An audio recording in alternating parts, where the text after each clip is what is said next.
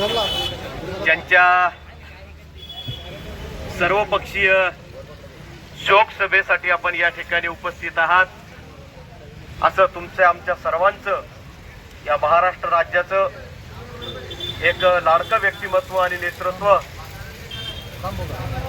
कैलासवासी अजितदादा पवार यांच्या शोक सभेसाठी उपस्थित सर्व शोकाकील सर्व पक्षाचे नेते सगळे वक्ते बोलले आणि वेळेअभावी भरपूर वेळ झालेला आहे.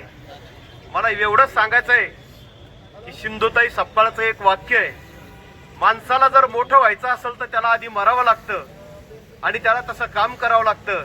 हे कालच्या उपस्थितीतून तुम्ही हे बघितलंय.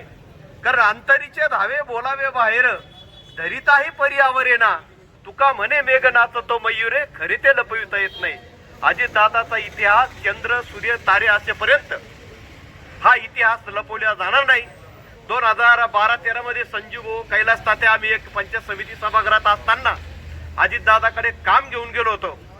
आम्ही त्या ठिकाणी गेलो आणि दादांनी काहीतरी म्हणजे जो व्यक्तिमत्व की झिरो पेंडन्सी फाईल, त्या माणसाच्या टेबलवर फाईल ही राहतच नव्हती. गेल्यानंतर असं एक महान व्यक्तिमत्व की विकास दृष्टिमुख नेता आपल्यातून या ठिकाणी गेलेला आहे. त्यांच्या जाण्यानं खूप मोठी हानी तुमची आमची सगळ्यात. ते असे काही नव्हते की त्यांच्याकडे कोणत्याही प्रकारचा जात भेद नव्हता. जात धर्म पंच वंश कोण झाले अभिमान, तुका म्हणे द्या मज एवढे सांगून. म्हणजे जाती धर्माचा थारा नव्हता. तरुणांना खूप हे करायचे, वेळ आणि सकाळी आपल्या वेळेला महत्व देऊन आपल्या कामाशी काम ते करायचे.